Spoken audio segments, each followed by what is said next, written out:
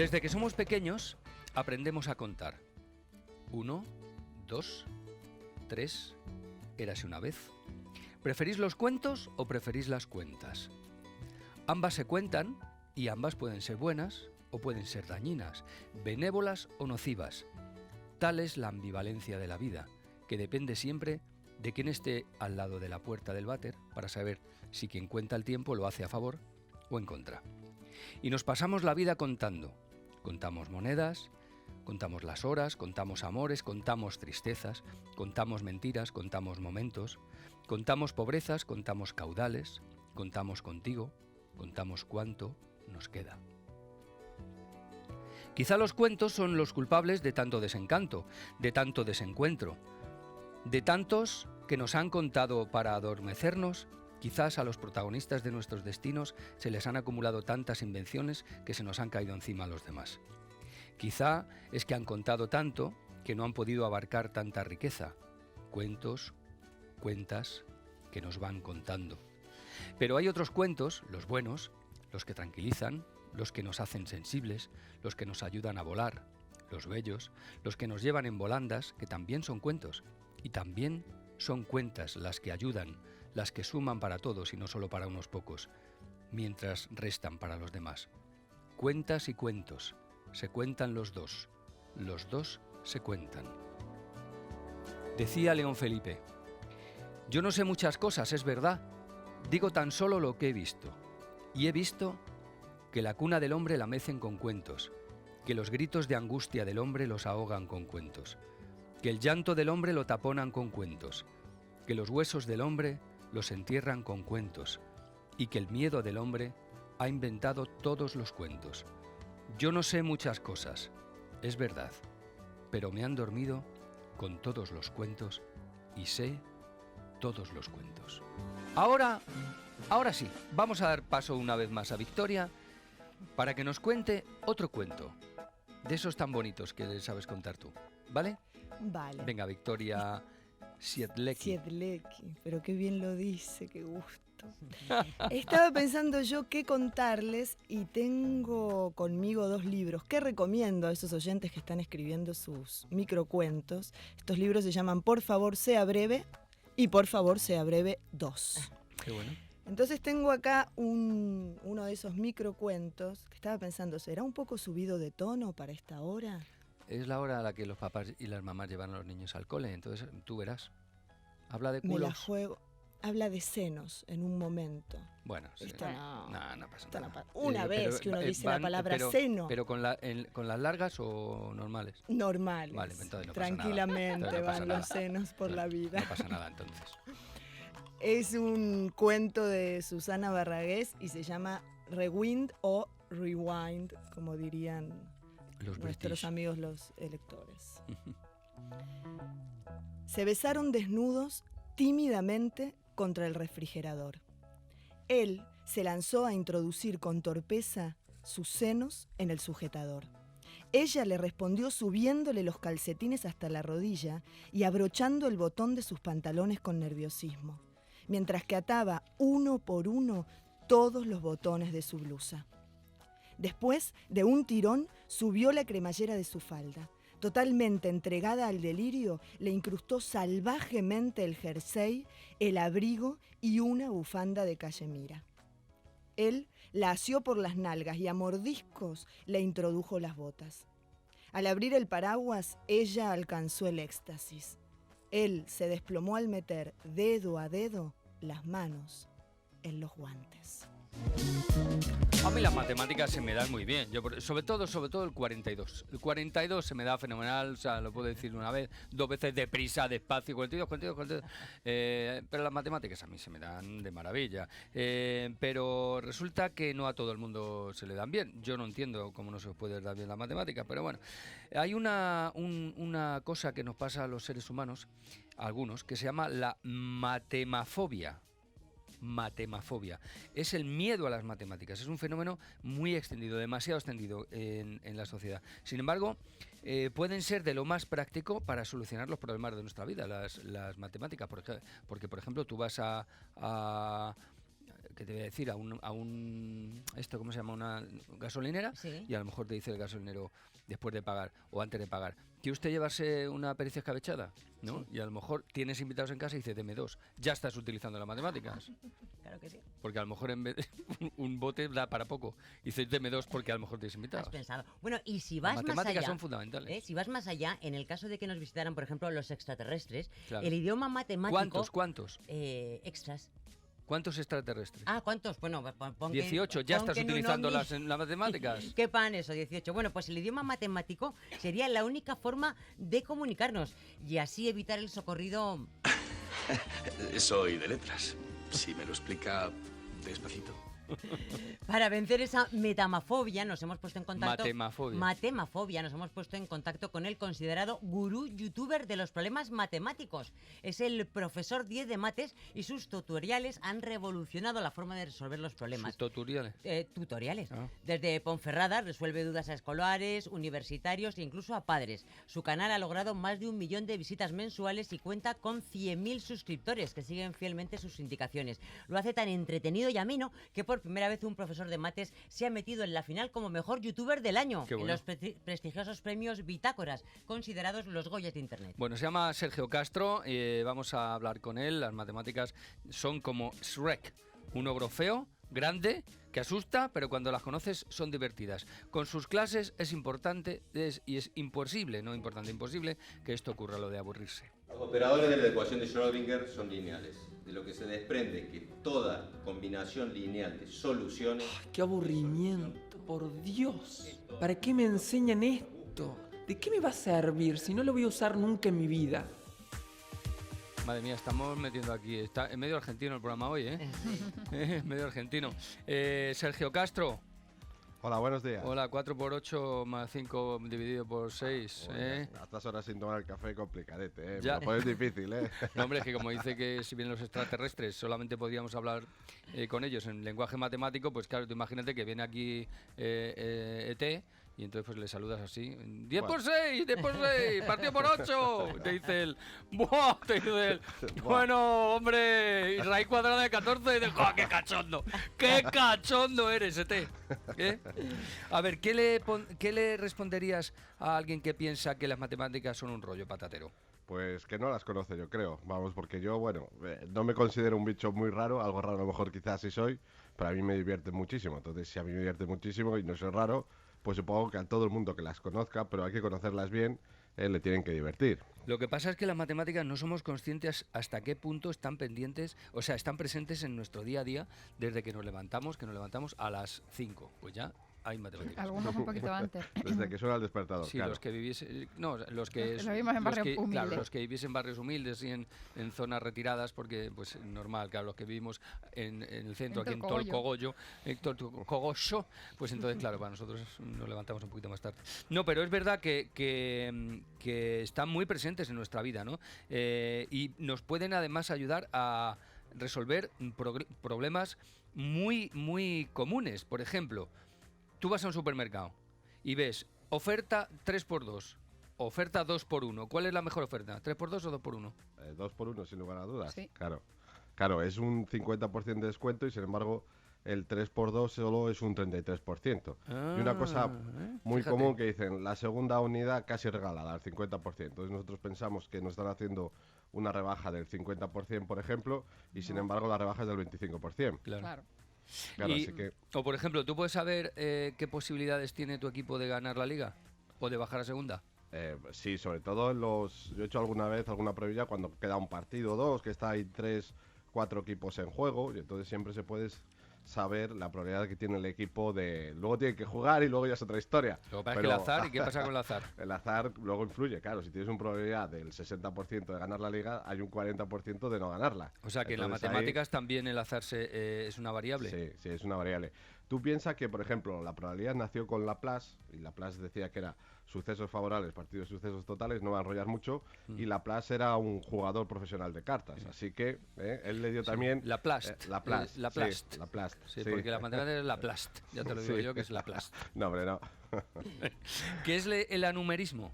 El anumerismo es... Anumerismo. Sí, anumerismo son aquellas personas que es cuando empiezan con números muy grandes o con, por ejemplo, cuando vamos al banco, yo siempre pongo el mismo ejemplo, y nos empiezan con el rollo de los créditos, tanto dinero, tanto la letra, tanto el porcentajes, los intereses. Llega un momento que nos bloqueamos del cerebro con tantos números. A mí me pasa, y eso es yo el colapso. anumerismo, sí, se colapsa uno el cerebro, es normal. Tanta información así seguida de números, números, números y números, y al final nos quedamos en cuánto tengo que pagar al mes. Eso. Simple y llanamente. Y no nos preocupamos de que si sube el Euribor y si otras variables que pueda haber que son muy importantes a la hora de pedir un crédito o un préstamo. Vamos, que somos carne de preferentes y cosas así, ¿no? Hay un estadounidense también, aparte de Plast, Sí. que se llama Dan Meyer, ¿no? Que ha elaborado un estudio para elegir la cola más rápida, por ejemplo, en el supermercado. ¿Te sabes esa historia? Sí, sí me sé esa historia. Cuéntamela. Es algo muy intuitivo porque, mira, yo cuando leí la noticia me dije, pero si esto lo hago yo todos los días cuando voy a comprar. Pues claro, no solo depende, porque nosotros vemos el carrito ese lleno de la compra con 50.000 historias y nos asustamos y vamos a la cola de al lado. Pero tenemos que pensar que la cola de al lado, a lo mejor hay 5 personas y se tarda más tiempo, mucho más tiempo en recibir a la persona, saludarla y luego despedirla y cobrarla, que a lo mejor pasar 20 artículos por el cajero. Entonces siempre tenemos que tener ahí, bueno, no vamos a sacar la calculadora y mirar la cola y poner ahí a ver qué tiempo tardamos menos, pero puede ser un poco intuitivo. Bueno, pues Castro, muchísimas gracias, compañero. Y muchas gracias a vosotros. Has estado muy bien, nos has transmitido una pasión tan acojonante por las matemáticas que yo voy a contar un cuento. Sí, y bueno, y una cosa, el próximo 25 se dará a conocer si él es el ganador del mejor youtuber 2016. Sí, así que mucha suerte. Sí vas a ser, Castro, sí vas a ser. Muchas gracias, compañero. Muchas gracias a ti. Gracias. Mira, Victoria, te voy a contar un cuento, ahora que estamos trufando de cuentos el programa. Cuentan que un brahman millonario, claro, como todo rico, muy rico, tremendamente rico, decidió abandonar todo, abandonar su casa, abandonar su estancia, su familia, todo, para irse a buscar la piedra filosofal. Y le dijeron que la piedra filosofal estaba en una playa. Llegó a la playa indicada y estaba evidentemente llena de piedras. Entonces él desde por la mañana se levantaba y le dijeron que la piedra filosofal sabría cuál era porque estaba caliente. Y entonces él todas las mañanas se levantaba, se iba a la playa y se dedicaba a coger piedras y si no estaba caliente la tiraba al mar. Cogía una piedra y si no estaba caliente la tiraba al mar. Cogía una piedra, si no estaba caliente la tiraba al mar. Y así un día y otro día. Y otro día y otro día. Fue agotando el dinero que tenía, los recursos, las riquezas y todos los días seguía yendo a la playa. Cogía una piedra y si estaba fría la tiraba al mar. Cogía una piedra, estaba fría, la tiraba al mar. Cogía una piedra, estaba fría, la tiraba al mar. Cogía una piedra, estaba caliente, la tiró al mar.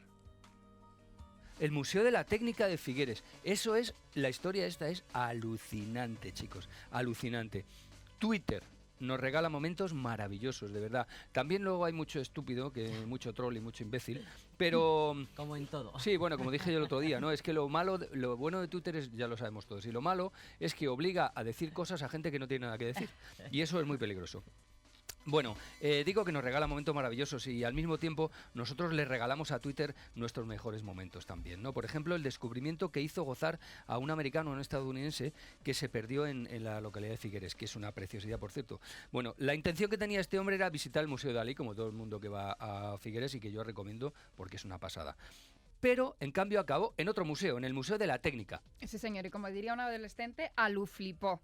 Marcin Wichary, un tipógrafo californiano, llegó a las puertas del museo y nada más entrar ya empezó a maravillarse por los pequeños tesoros que guardaba en su interior.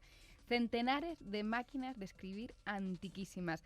Y tanta fue su emoción que decidió ir tuiteándolo todo, haciendo fotos y compartiéndolo con sus seguidores. Y ya sabes lo que se pasa con algunos tweets, que sin saber muy bien por qué, empiezan a compartirse y de repente un pequeño museo prácticamente desconocido y que pasa desapercibido en un sitio donde hay otro, como el de Dalí, pues se acaba convirtiendo en el viral del día. Fíjate, el Museo de la Técnica de l'Empordà. Vamos a hablar con Ana Sallera, que es la directora del museo. Hola, Ana, buenos días. ¿Qué tal? Buenos días. Vaya madrugón que te has pegado, ¿eh? Nada. No. Bueno, un placer estar aquí con vosotros. Muchas gracias por atendernos. Oye, este hombre se llama Wichary. Sí. Bueno, se hizo famosos, ¿eh? Sí, la verdad es que nosotros no nos lo podemos creer porque son de esas cosas que sueñas que pueden llegar a pasar y nunca pasan. Pues sí, pasó. Descríbenos el museo, ¿qué se puede encontrar ahí? Bueno, pues el museo es la culminación de una pasión y de una ilusión que empezaron mis suegros hace más de 45 años coleccionando piezas antiguas que todas tienen un punto de unión que es la mecánica de los objetos.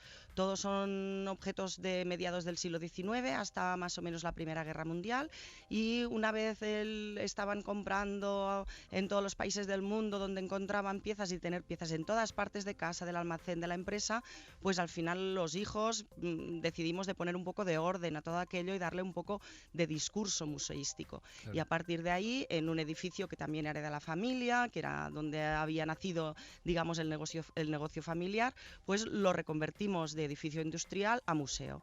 Y aquí empezó lo que es el museo como tal, poniendo las piezas en orden, un poco dándole su discurso, y allí empezaron a salir las historias que estas máquinas transmiten, que va mucho más allá de una maquinita de hierro que puede estar detrás de una vitrina. Este hombre, Marcin Wichery se llamaba, él es tipógrafo, sí. Vive en California, y entonces había viajado desde Barcelona allí a Figueres, y él realmente iba, como todo el mundo que va allí, a visitar el Museo Dalí, pero sí. de repente había sacado las entradas para un día después y decidió meterse en este museo muy bien sin saber por qué. Entonces él alucinó cuando vio una máquina de escribir, Bar-Lock, que se llama, y además lo mejor de todo que él empezó a decir en Twitter y tal es que se podía tocar, y claro, se empezó a emocionar, lo empezó a tuitear, y además contaba que para su sorpresa el precio de la entrada, que era solamente 3 euros, sí. Y no había ninguna hucha donde hacer una donación. Sí, sí, claro, que eso en Estados Unidos es tremendo, ¿no? Sí, pero además es que fue muy curioso porque yo lo iba siguiendo por el Twitter, coincidía que yo no estaba en la ciudad, que estaba fuera de Figueras, y en el museo estaban mis suegros, los propietarios, que ya tienen una edad, pero ellos les encanta y están allí, y mi suegra estaba dando una visita guiada a un grupo de visitantes, entonces sí. No hablan inglés ni el francés perfectamente, pero el inglés no, y claro, no se podían entender, y este señor dijo, había un recepcionista que me dijo que segunda planta muy interesante, y es porque no ni se entendía, ni él no supo qué era, que si se hubiesen llegado a entender, bueno, aún estarían allí hablando de máquinas, de la pasión que transmitían y que tienen los dos. ¿No ha vuelto este señor? No ha vuelto. ¿Y por qué no le invitáis y le dais una visita en inglés? Le hemos invitado, le daremos la visita en inglés, en lo que él quiera, que puede venir cuando quiera. Estamos en contacto, gracias al Twitter ahora estamos en contacto. Qué maravilla. Y nos hemos pasado alguna información de máquinas, historias que tenemos nosotros también, que hemos ido investigando durante todos estos años, y la verdad es que estamos encantadísimos. Claro, porque Ana, él es tipógrafo y además es profesor, y habla de estas máquinas, que las conoce por los libros, pero claro. Que su primera oportunidad de tocarlas sí. Y de verlas fue en vuestro museo. Es alucinante. Alucinante. La verdad es que cuando él dijo lo de tocar, ahora sinceramente, y que no nos oye nadie, yo pensé, ay, madre mía, cuando mi suegro se dé cuenta que alguien está tocando las máquinas, se va a morir, va a salir el señor y va a salir mi suegro detrás, porque evidentemente son piezas que tienen casi 150 años y nos ha costado mucho restaurarlas. Evidentemente no hay piezas de recambio y se pueden tocar con los ojos, con la vista. Luego él me pasó un tuit interno y me dijo, por favor, no entiendas que yo he tocado las máquinas, sería un sacrilegio, y se lo agedecí muchísimo, porque digo, ahora va a venir todo el mundo pensando que las máquinas se pueden manipular y tocar. Bueno, este señor, este tal Wichery, sigue contando en Twitter los detalles de las máquinas que más le llamaron la atención, y habla de máquinas de índice. De una máquina dual imperial de la que lo sigue diciendo en sus conferencias, dice que pensaba que nunca podría haber de verdad una máquina de esas para escribir música. Sí, es que la máquina de escribir tiene una tecnología o una técnica que empezó. Tenemos que pensar que venimos de mediados del siglo XIX, revolución industrial, como la palabra dice, revolución, todo el mundo estaba intentando inventar, ¿no? Nos suena algo, ¿no? ¿Verdad? Sí, ahora de estos últimos años. Pues más o menos era lo mismo, pero con menos internet y con menos tecnología, evidentemente. Entonces había muchas ideas muchas nacieron, se fabricaron y no tuvieron ningún éxito. Ahora se ve el porqué, porque no funcionaban. Pero eran ideas, que esto es lo que nos hace el museo más interesante, porque hubo muchísimos intentos de evolucionar. Entonces, la máquina que más evolucionó fue la Schulz & Glidden, que modelo número 1, que es la que más le hizo ilusión, digamos, porque es la número 1, que es una máquina de 1870, que además es una máquina muy curiosa porque se presentó en la Fira de Muestras del año 1876 en Filadelfia, junto con otra máquina danesa que se llamaba Malin Hansen, una máquina de escribir, y otro aparatito que se llamaba teléfono, que no sabían muy bien para qué servía, pero que tuvo mucho éxito, y esta máquina quedó en el olvido. Y no obstante, es la evolución natural de lo que sería ahora un ordenador. Fíjate. Teclado QWERTY, como una máquina de esas negras que podemos haber visto en películas. Yo tengo una Underwood muy antigua también. Una Underwood fue, para nosotros, para el museo, sería como el punto final. La primera sería una Schulz & Glidden o una Malin Hansen, que son de mediados 1870, 65-70, y la Underwood ya fue cuando ya no evolucionó más, simplemente se modificó en tamaño, en peso, en ligereza, en ruido, que también ahora no nos acordamos del ruido, pero ya no evolucionó mecánicamente. ¿Habéis notado, perdona, Ana, ¿habéis notado incremento de visitas desde que este hombre empezó a tuitear o no? Bueno, hemos notado muchísimo cariño. La verdad es que yo digo que lo más bonito de estos twitters y de este señor fue la pasión con la que contaba la historia, ¿no? Mucho más allá de piezas que puedas llegar a ver como en una tienda. Pues nosotros... perdona, dime. No, y lo que hemos encontrado es, también nosotros somos una familia que lo tenemos en el corazón, que no nos ganamos la vida con esto, al contrario, que nos cuesta muchísimo tirar adelante, y lo que le ponemos es muchísimo cariño y muchísimo amor. Y ahora sí que hemos encontrado mucha gente que nos manda mensajes, que bien, que enhorabuena, que ánimo, que dilatada, y esto es muy gratificante. La verdad es que es lo que más nos emociona, ¿no? Qué maravilla. Sí. Pues nada, nosotros desde aquí también lo recomendamos, que la gente que se pase por Figueras vaya, además de ver el Museo Dalí, que es una maravilla, que vaya a ver este Museo de la Técnica. Muchas gracias, Ana. Muchísimas gracias a vosotros, muy Un amables. beso muy fuerte. Mira, ahora os voy a contar, como Sara no me ha dejado contar la anécdota. ¿Cómo que no te he dejado? Mira, me ha dejado. La anécdota esta de sobremesa, que siempre cuento yo para que la utilicéis en reuniones familiares, en comidas con los compañeros de trabajo, incluso con compañeros de antiguos alumnos. Yo os cuento chascarrillos de la historia para que quedéis bien como cultos, aún sin serlo, que es lo que me pasa a mí. Pues mira, ¿sabéis quién inventó el papel? No. Los chinos, ¿no? Sí, los chinos. Vale. Pues ¿sabéis el primer papel que inventaron los chinos? ¿Para qué era? Papel higiénico. Hasta los chinos, el siglo II a.C., hasta los chinos se utilizaban hojas de lechuga, hojas de palma, de maíz. Mano, ¿eh? Los romanos, por ejemplo, utilizaban esponjas de verano marinas, que las pinchaban en un palo y las mojaban en agua y utilizaban eso y tal, hasta que los chinos inventaron el papel higiénico. O sea, y luego se les ocurrió que se podía pintar sí, en pero, ese papel. Una aburrida ahí en el baño. Si no lo habías utilizado antes. Bueno. Odil Rodríguez de la Fuente, esta es tu sintonía, ¿cómo estás? Pues bien, aquí estamos. Buenos días por la mañana, chicos. ¿Qué tal? ¿Tú sabes que el papel lo inventaron los chinos? Pues no me extrañaría, porque inventaron todo, ¿eh? Te lo digo yo, en el siglo II a.C. La pólvora, la pasta... Sí, pero lo que pasa es que inventaron el papel, pero era el papel higiénico. Lo primero que inventaron, de verdad. Bueno, hoy... Qué listos. Sí, los chinos son muy listos. Escupen, pero por lo demás son muy listos. Es un país que no cierra nunca. No cierra jamás trae, yo te lo enchufo. Es que está sin cascos ahora. Bueno, que luego no tenemos tiempo. A ver, ¿quién es esta señorita que está contigo aquí, que tiene unos ojos muy bonitos? Antes de deciros quién es esta señorita, me gustaría, para que la gente sepa de qué vamos a hablar, porque es un tema al que me tendrías que haber dejado media hora como mínimo. Sí, claro, no 3/4 mejor, 3/4 de la mejor. Es de magna importancia, que tiene que ver con la energía. Hay algunos de nosotros que pensamos que la tercera revolución industrial, o sea, realmente, igual que ha existido la revolución en los medios de comunicación, en la información, que ha sido Internet... Y la revolución rusa, Bueno, bien, pero que es la liberalización de la información y ha cambiado el panorama en los últimos 20 años. ¡Zas! Va a pasar lo mismo con el mundo de la energía. Y eso sí que va a ser la hecatombe, porque actualmente lo que tenemos es una forma de energía que es generación centralizada. Y Y a partir de ahí, pues con combustibles fósiles, la mayoría se distribuye por una red y cada uno de nosotros utilizamos la energía. Pero se está hablando de la posibilidad, que está muy cercana, estamos tocando con los dedos, de que se vaya implantando la generación distribuida. ¿Qué quiere decir? Excepto en España, que seguro que se... Es de lo que vamos a hablar ahora. ¿Qué quiere decir? Que tú produces tu propia energía en tu casa, en tu vehículo, en donde estés. Menos en España. Te conectas a la red y utilizas en los momentos que no produzcas tanto la de la red y tú le devuelves a la red y bueno, etcétera, etcétera. Menos en España. Entonces, hemos traído hoy a esta chica con ojos maravillosos que se llama Rocío Ortihuela, que es ingeniero de minas, aquí donde la ves. Hola, ingeniero de con minas. especialidad Rocío. en energía y combustibles, expresidenta y socia fundadora de la Asociación Nacional de Productores e Inversores en Energías Renovables y de UNEF, que es la Unión Española Fotovoltaica, con más de 10 años de experiencia en el sector de las renovables, especialmente fotovoltaica. Tu turno, Rocío.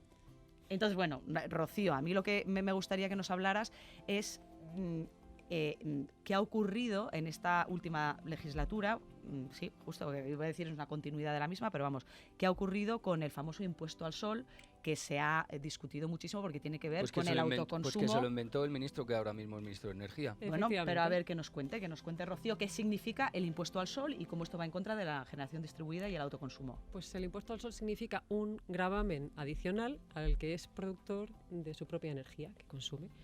Cuando tú haces una inversión fotovoltaica en tu casa, pones ahí unas plaquitas en tu tejado y consumes tu propia energía que va desde tu tejado a tu nevera y no pasa por la red ni pasa por nada, te cobran un peaje, que es un impuesto, que es mayor que el que te cobran por enchufarte a la red y consumir esa energía de la red. Con lo cual hay unos ganadores, evidentemente, que son las compañías eléctricas, y unos perdedores, que son los usuarios.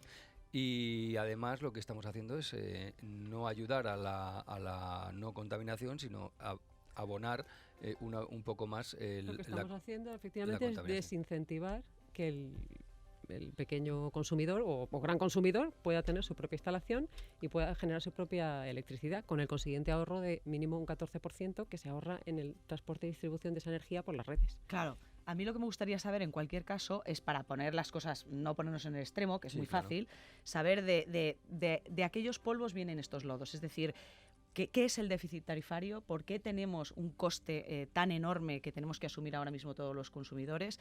Que tiene que ver también con el propio sistema de red y que tiene que ver eso con las políticas anteriores que se hicieron precisamente en la otra dirección, hiperincentivando el que se hicieran. Es decir, es posible que esté... Claro, las renovables y otras, ¿no?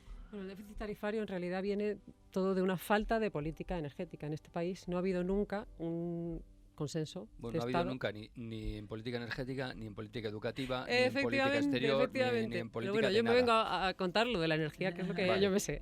Pero efectivamente no ha habido nunca consenso en ese tema. Y en el tema de la energía, lo único que se ha hecho ha sido política con la energía. Y lo que se hacía era, cada vez que se quería dar un golpe de efecto, era decir, congelamos los peajes. Este año no sube la luz. Era un golpe de efecto político que al final tenía una incidencia en el sistema. ¿Por qué? Porque no se cubrían, o sea, al consumidor no se le trasladaba el coste real de la producción de esa energía. Eso por un lado. Por otro lado... O sea que tienen razón las eléctricas, que han tenido un déficit, de tarifa. Tuvieron un déficit. Eso está claro, tuvieron un déficit. Además, luego en el sistema, todos no son costes de producción de energía. En el sistema eléctrico está absorbiendo unos costes que son costes políticos. Son costes de cambios de transición a la competencia, por ejemplo. En eso no tienen razón las eléctricas. ¿Eso qué es? Eso es cuando en este país se decidió que se iba a liberalizar el sistema eléctrico. Las eléctricas pusieron el grito en el cielo porque dijeron, no, pues nosotros hemos hecho unas inversiones tal cual y ahora aquí puede entrar cualquiera y de repente entra con un precio más bajo de mercado y nos hunde porque nosotros no podemos pagar nuestras inversiones. Entonces el gobierno en su momento les dijo, no hay ningún problema, si no se llega a un precio mínimo, que es el que vosotros habéis marcado, nosotros os pagamos la diferencia. No solo se llegó a ese precio mínimo, sino que se superó, pero el gobierno pagó y siguió pagando. Y de hecho, las eléctricas hoy día nos deben 4.000 millones de euros. Pero no nos lo van a pagar porque esa deuda prescribió. ¿Por qué? Porque el gobierno... Rocío, perdona, no des golpecitos en la... Así ¡Ay, en la mesa, perdón! Porque es que si no te voy a empezar a dar golpecitos yo en la cabeza. Pongo y claro, al final esto va a ser, la coronilla. No, es que al final esto va a ser una cosa muy violenta y no me gustaría a mí que al final termináramos dando unos golpecitos así. No, pero es que hay que dar instrucciones. Ángel de Dios, no tiene por qué saber ella eso. Tienes toda la razón, Rocío. La próxima lo digo yo. Es que, ¿qué carácter tienes, Odil? No, pero no me la regañes, que me la vas a asustar a la de niña. verdad, es que tienes un carácter... A mí me he quedado en esa parte de no vamos a recuperar ese dinero que nos deben. Ya.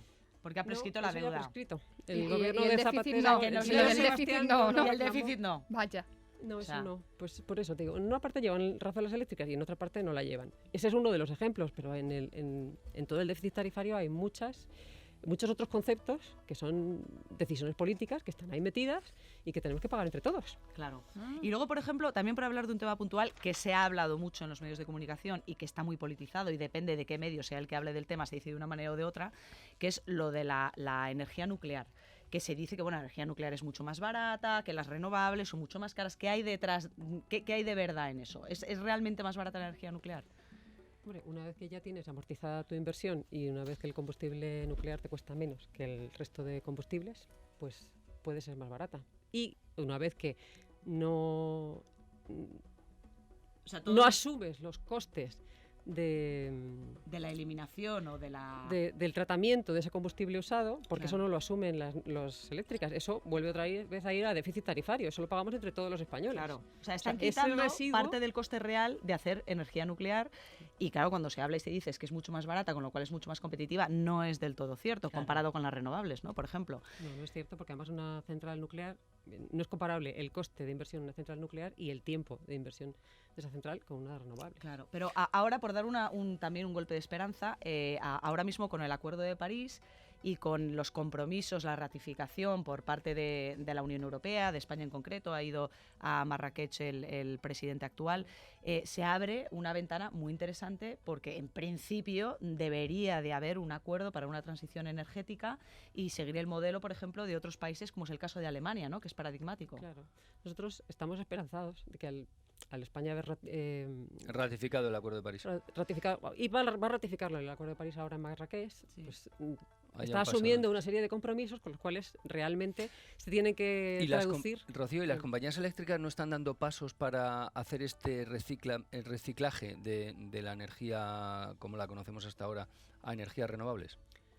Lo harán, o sea, de momento lo que están haciendo es paralizando que haya la posibilidad de tener pero ellos autoconsumo. mismos no están dando pasos, como por ejemplo las compañías de coches que ya están empezando a hacer coches híbridos, que siguen investigando en ellos el coche están empezando eléctrico. y de hecho creo que Iberdrola tiene una campaña para promover el autoconsumo y tal, pero una campaña muy débil, pero no sé si la habéis conocido, y a unos costes muy caros. Cuando llamabas a Iberdrola y pedías un presupuesto, realmente era un coste muy poco, muy poco competitivo. Sí. Entonces, ¿qué están haciendo? De momento es paralizarlo y sí se están preparando para que cuando en el momento que ellos ya hayan amortizado sus costes de inversión en sus otras tecnologías y sea el momento que haya crecido la demanda y que ya realmente estemos consumiendo la energía que nuestro país es capaz de producir y haya capacidad de volver a generar, pues ponerse porque ellos no te lo pierdas, línea. Es que producimos muchísima más energía y potencia de la que necesitamos. No, espera, Odil, no producimos exactamente la que consumimos, pero tenemos capacidad de producción. El sistema está sobredimensionado. De nuevo, por una falta de política.